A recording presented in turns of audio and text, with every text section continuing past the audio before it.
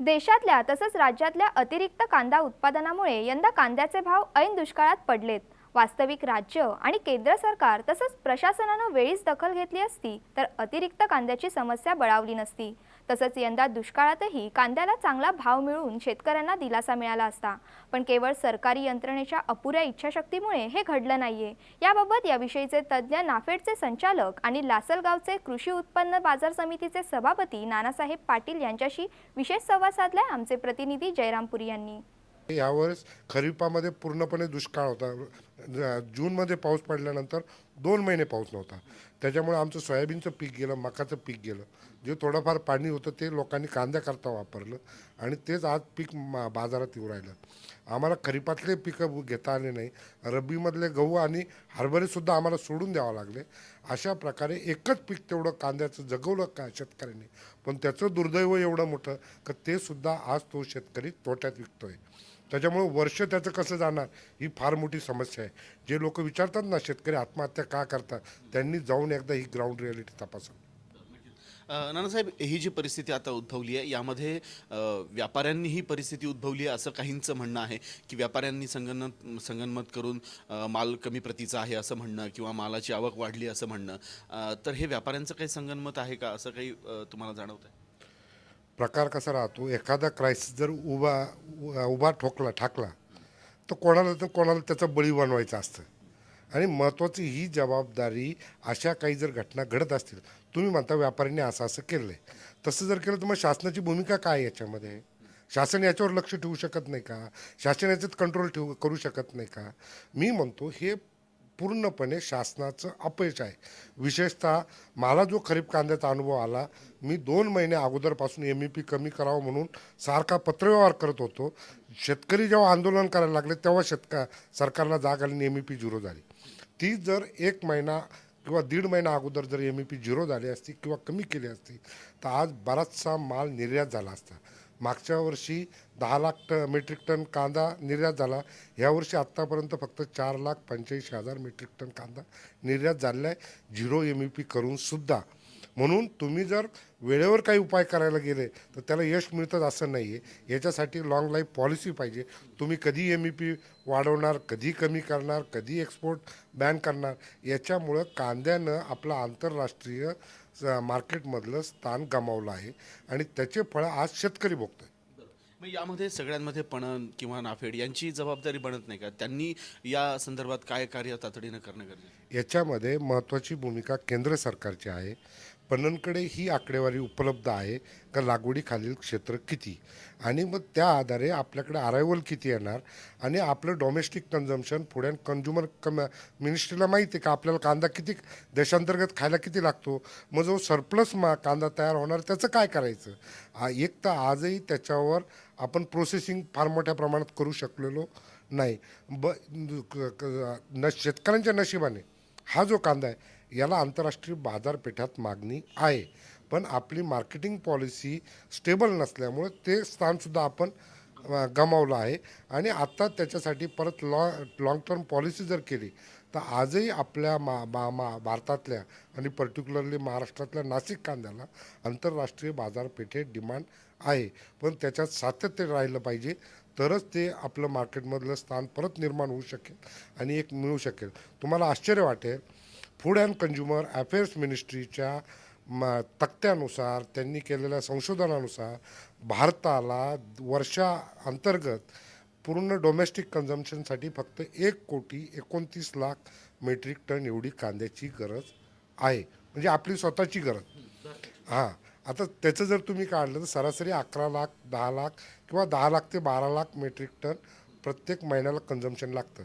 आता जानेवारी 15मध्ये आणि आजच्या 16मध्ये सुद्धा मार्केटमध्ये किती माल विकला गेला? 16 लाख मेट्रिक टन.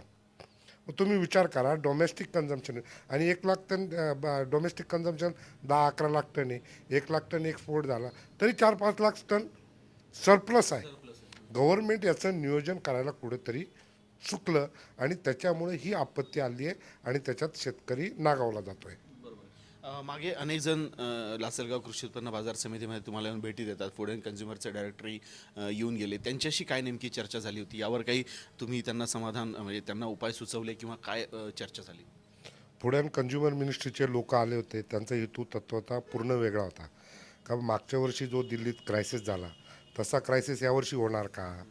कारण मागच्या वर्षी तर भाव वाढले, त्याला मध्ये पुष्कळ आरडाओरड झाली आणि ह्यावर्षी परत त्यांच्या कानावर अशा बातम्या जात होत्या का महाराष्ट्रात दुष्काळ आहे, परत कांद्याची प्रॉब्लेम येऊ शकतो, म्हणून ते स्टडी करण्यासाठी आले. पण इथं आल्यावर त्यांना कंप्लीट विरोधाभास दिसला. त्यांना आम्ही जेव्हा मार्केटला घेऊन गेलो का ज्या कांद्याची कॉस्ट ऑफ प्रोडक्शन NHRDFनी 940 रुपये प्रति क्विंटल काढून दिली, तो कांदा त्यांच्या डोळ्यासमोर 400 450 रुपयाला विकला जात होता. ही रिॲलिटी आम्ही त्यांना लक्षात आणून दिले. त्याच्यानंतर आमच्याकडे असलेले लागवडीचे आकडे वगैरे हे दिले. तर आता प्रॉब्लेम तर काही राहणार नाही आहे ग्राहकाच्या दृष्टीने, पण आता प्रॉब्लेम हा शेतकऱ्याच्या दृष्टीने. आणि त्यांना आम्ही सजेस्ट केलं का मागच्या वर्षी जेव्हा प्रॉब्लेम आला तेव्हा गव्हर्नमेंटनी प्राईस स्टॅबिलायझेशन फंडच्या नावाखाली जी काही बजेटरी प्रोव्हिजन केली त्याचा वापर तुम्ही कांदा खरेदी करून ग्राहकापर्यंत पोहोचवण्यासाठी केला. प्राईस स्टॅबिलायझेशन फंडची जर व्याख्या करायचं झालं तर ती बाजारभाव स्थिरीकरण निधी आहे, तो काही कंझ्युमर वेलफेअर फंड नाही. आम्ही त्यांना तेच सांगितलं, व्हायसे वर्सा. तुम्ही जर प्राईस स्टॅबिलायझेशन फंड ग्राहकाच्या रिलीफसाठी वापरला तर आज उत्पादक रडतोय, तर त्यालासुद्धा नुकसान भरपाई म्हणून तुम्ही तो वापरला पाहिजे. किंबहुना मालाचा निकास जर करायचा असेल तर तुम्ही जेव्हा माल खरेदी करायला पैसे देतात तर गव्हर्नमेंट ज्या एजन्सी असेल, नाफेड असेल, SAPSC असेल किंवा अदर एजन्सी ज्या काही गव्हर्नमेंटचं काम करतात त्यांच्यामार्फत कांदा निर्यात करावी जास्तीत जास्त प्रमाणात. भले त्याच्यात तोटा आला तरी चालेल थोडा, पण तो जर निर्यात केला तर आज शेतकरी कमीत कमी निदान कॉस्ट ऑफ प्रोडक्शन इतके तर पैसे त्याला मिळू द्या. कारण त्याच्यामध्ये त्याचं पूर्ण वर्षाचं गणित आज डिस्टर्ब झालं कांदा उत्पादकाचं आणि त्याची परिणती खूप भविष्यात वाईट दिसते. या सगळ्यांच्या शेवटी, या चर्चेच्या शेवटी म्हणा किंवा कांद्या समस्येच्या शेवटी सरकार येतं, शासन येतं, की ज्यानं धोरणात्मक निर्णय घेणं गरजेचं आहे. तर असे कुठले धोरणात्मक निर्णय आपण सुचवू शकता की जेणेकरून त्याची अंमलबजावणी अगदी उद्यापासून म्हणा किंवा या आठवड्यात जरी करता आली तरी हा कांदा प्रश्न पुढे भेडसावणार नाही, आता जे शेतकऱ्यांना झळ सोसावी लागते? याच्यासाठी कोणत्याही अर्थशास्त्रज्ञाची गरज नाही. याच्याकरता सरकारने कांद्याचं गणित समजून घ्यावा. कांद्याचे 2 प्रकार, एक लाल कांदा, एक उन्हाळा कांदा. लेट खरीप, आर्ली खरीप म्हणजे लाल कांदा, तो पेरिशेबल आहे, तो टिकत नाही. आणि दुसरा रब्बी, तो स्टोरेज करू शकता. मग तुम्हाला लागवडीखालील क्षेत्र तुमच्या सरकारकडे तो डेटा उपलब्ध आहे. कृषी संचालकांकडे असेल, कृषी विभागाकडे असेल, NHRDFकडे असेल. त्याचा तुम्ही जर अभ्यास केला तर लागवडीखालील क्षेत्र किती आहे, मग एक्सेस कांदा किती होतो, लाल कांदा असेल तर मग मॅक्झिमम निर्यात कशी होईल आणि शेतकऱ्याला भाव कसे मिळतील हे सरकारने बघितलं पाहिजे. आणि तेच जर तुम्ही रब्बीच्या बाबतीत जर विचार केला, त्याला किपिंग क्वालिटी असल्याने, स्टोरेज कपॅसिटी असल्याने त्याचं स्टोरेज करणं प्लस त्याला पॅरलल एक्सपोर्ट पॉलिसी असं बॅलन्सिंग जर तुम्ही केलं तर आज निदान हा जो एकदम अपडाऊन आहे हा तरी कुठेतरी रोखला जाईल. निदान मी म्हणतो एकदम 100% याचं सोल्युशन मिळणार नाही, पण एका लेवलला कुठेतरी येऊन कांदा स्थिर होईल आणि मग त्याच्यामध्ये जास्त नुकसान ग्राहकाचं किंवा जास्त नुकसान शेतकऱ्याचं हे जे आज होतं आहे ते भविष्यात होणार नाही. त्या दृष्टीने ही पॉलिसी केली पाहिजे. आणि तुम्हाला सांगतो ह्या वर्षी NHRDFचे रिपोर्ट भारत सरकारला गेले, त्यांनी मागच्या 2 वर्षाच्या तुलनेत ह्या वर्षी पीक निरोगी असल्यामुळे 15 ते 20% क्रॉप वाढणार आहे याच्या सूचना गव्हर्नमेंटला दिलेल्या आहे.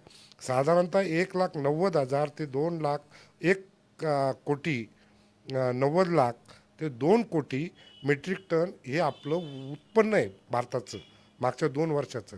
आणि त्याच्यात जर समजा तुम्ही 15% जरी धरलं तर 30 ते 40 लाख मेट्रिक टन उत्पादन सरप्लस होणार आहे. ते जर आकडेवारी आम्ही शेतकऱ्यांच्या डोळ्यापुढे आले तर आम्हाला झोप येत नाही. सरकारने आत्तापासून त्याच्यासाठी स्टोरेज प्लस एक्सपोर्ट पॉलिसी चांगल्या प्रकारे बनवलं तरच ह्या मालामध्ये शेतकऱ्याला 2 पैसे मिळण्याची आशा आहे. नाही तर अन्यथा लाल कांद्याची जी परवड शेतकऱ्याची झाली तीच परत उन्हाळा कांद्याच्या बाबतीत सुद्धा होणार आहे. ही काळ्या दगडावरची रेष आहे. नक्कीच गणित अगदी सोपं आहे. खरं तर कुठल्याही अर्थशास्त्राची, अर्थतज्ञाची यासाठी गरज नाही आहे. नानासाहेबांसारखे एक, खरं तर मी आता त्यांना कांदा उत्पादक शेतकरी म्हणू शकतो, या माणसाला जर हे सगळं गणित कांद्याचं कळतंय तर ते सरकारला का कळत नाही आहे?